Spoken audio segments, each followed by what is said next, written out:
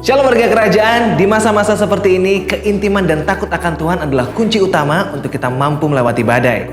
Mari bersama-sama memuji, menyembah Tuhan dan kejar kebenaran firman-Nya melalui program Christ of Victory 20 Minute Daily Devotion and Worship Session. Lewat program ini kami percaya iman Anda akan terbangun dan Anda akan menerima damai sejahtera dan anugerahnya yang tak terbatas ruang dan waktu. Warga kerajaan, selamat menikmati sukacita yang luar biasa dan selamat beribadah. Tuhan Yesus memberkati.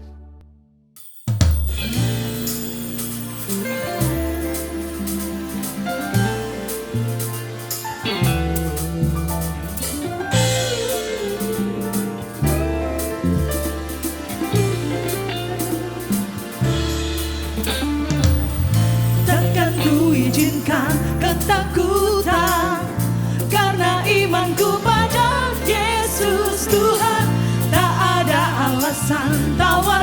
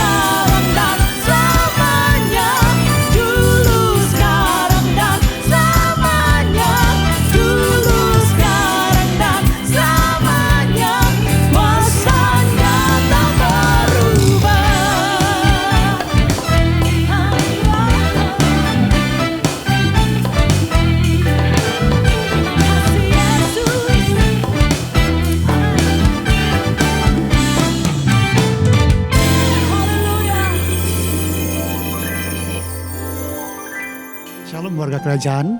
Kita jumpa lagi dalam sesi kedua daripada Christ of Victory. Pada sesi pertama yang lalu kita sudah belajar dari Roma 14 ayat 17 dan saya tekankan kembali sekali lagi bahwa sebab kerajaan Allah bukanlah soal makanan dan minuman, tetapi soal kebenaran, damai sejahtera dan sukacita oleh Roh Kudus. Biarlah hidup kita mencari yang namanya kerajaan Allah dan kebenarannya. Karena itu adalah esensi daripada kehidupan kita sebagai warga kerajaan. Saat ini kita fokus kepada damai sejahtera dan sukacita oleh Roh Kudus. Tahukah kita bahwa dari beberapa kesaksian yang pernah kita dengar, dari teman-teman kita yang pernah mengalami yang namanya positif daripada wabah virus COVID-19 ini dan berhasil sembuh. Mereka berkata bahwa yang utama dan terutama adalah menaikkan imun. Dan hari-hari ini pemerintah sedang menganjurkan kepada setiap warga negara untuk selalu menjaga kebersihan, sering-sering mencuci tangan agar imun kita terjaga. Naikkan imun kita. Karena pada waktu imun kita naik, maka kita akan sembuh dengan sendirinya. Nah, hari ini saya cuma mau kasih tahu bahwa ada kata kunci untuk menaikkan iman sebagai orang percaya. Kata kuncinya adalah penuhi hidup kita dengan damai sejahtera dan sukacita. Karena pada waktu hidup kita ini penuh dengan damai sejahtera dan sukacita, maka otomatis imun dalam tubuh kita akan naik. Otomatis kita akan terhindar dari yang namanya terpapar, apalagi terkapar oleh wabah virus tersebut. Dalam Yohanes 14 ayat 27-28, tetapi sebelumnya saya cuma mau bertanya, hari ini kemana kita berfokus? Firman Tuhan berkata dalam Roma 14-17 tadi bahwa kerajaan Allah bukanlah soal makanan dan minuman, tetapi soal kebenaran, soal damai sejahtera dan sukacita oleh Roh Kudus. Kalau fokus kita kepada hal-hal yang sepele, dalam tanda kutip, dalam ayat tadi disebut sebagai makanan dan minuman itu penting bagi kita. Tetapi itu menggambarkan hal-hal yang sepele, karena ada hal yang jauh lebih besar, yang berdampak dalam kehidupan kita sebagai warga kerajaan. Yaitu pada waktu kita mencari kebenaran Allah, yang adalah pribadi Kristus Yesus sendiri. Dan pada waktu kita hidup dalam damai sejahtera dan sukacita yang dibawa oleh Roh Kudus. Yohanes 14 ayat 27-28 firman Tuhan berkata begini. Damai sejahtera kutinggalkan bagimu. Tuhan Yesus berkata kepada banyak orang pada waktu itu yang mengikuti dia. Damai sejahtera kutinggalkan bagimu. Damai sejahteraku, kata Tuhan Yesus, kuberikan kepadamu. Dan apa yang kuberikan tidak seperti yang diberikan oleh dunia. Catat baik-baik, saudaraku. Apa yang Tuhan Yesus berikan tidak seperti yang diberikan oleh dunia hari-hari ini kepadamu. Janganlah gelisah dan gentar hatimu. Hari ini mungkin ada banyak orang yang sedang gelisah dan hatinya sedang gentar. Karena takut yang berlebihan itu tadi. Sehingga imun kita akhirnya drop. Dan pada waktu imun kita drop, maka kita akan mudah terserang oleh yang namanya wabah virus COVID-19 ini. Tapi dilanjutkan lagi Tuhan Yesus berkata, kamu telah mendengar bahwa aku telah berkata kepadamu, aku pergi, tetapi aku datang kembali kepadamu. Sekiranya kamu mengasihi aku, kata Tuhan, kamu tentu akan bersukacita karena aku pergi kepada Bapakku. Sebab Bapa lebih besar daripada aku, kata Tuhan Yesus. Pada waktu kita punya kasih yang sungguh-sungguh kepada pribadi Yesus Kristus sebagai Tuhan, Juru Selamat kita dan Raja kita yang menolong kita, maka dikatakan otomatis sukacita itu akan masuk dalam kehidupan kita. Pada waktu sukacita itu hadir dalam kehidupan kita sebagai warga kerajaan, maka saudara gak perlu takut. Apa yang perlu ditakutkan? Apa yang perlu digelisahkan oleh hati kita? Apa yang perlu digentarkan oleh hati kita? Karena kita tahu bahwa pengharapan itu ada dalam tangan kita. Pengharapan itu ada dalam kehidupan kita.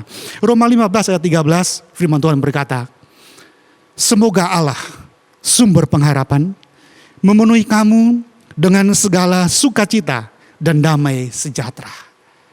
Sukacita dan damai sejahtera dalam iman kamu. Saudara, pada waktu hidup kita dipenuhi oleh damai sejahtera dan sukacita, maka otomatis iman kita akan naik.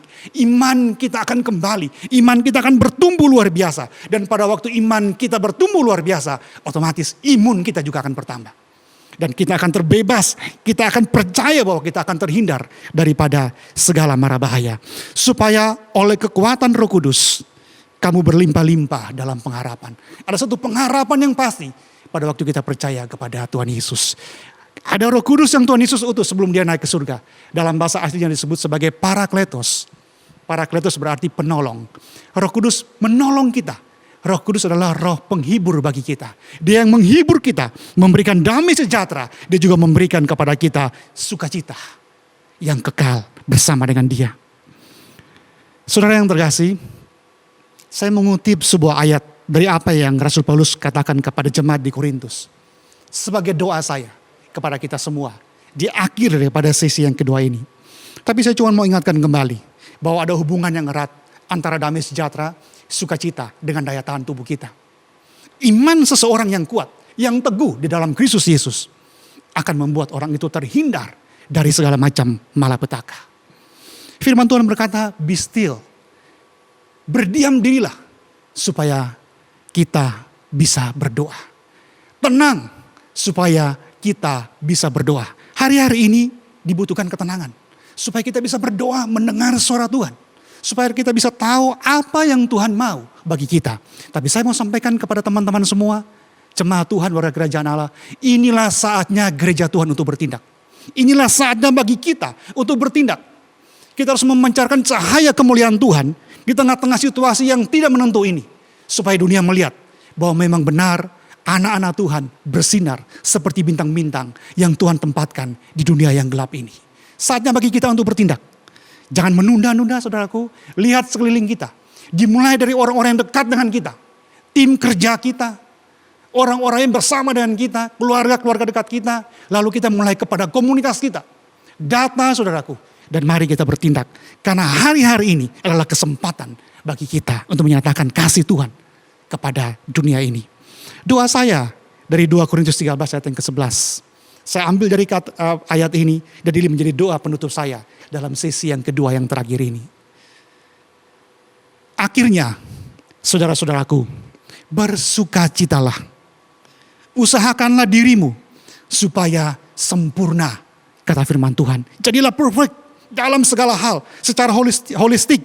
Tubuh, jiwa, dan roh kita sempurna dalam Kristus Yesus. Terimalah segala nasihatku, kata Rasul Paulus. Sehati sepikirlah kamu. Dan hiduplah dalam damai sejahtera. Maka Allah, sumber kasih dan damai sejahtera akan menyertai kamu. Amin. Tuhan Yesus memberkati kita semua.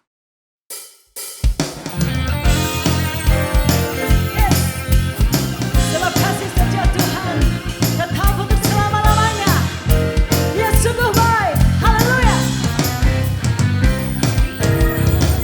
Tiada berkesudahan kasih setiamu Tuhan. Selalu baru rahmat-Mu bagiku. Hari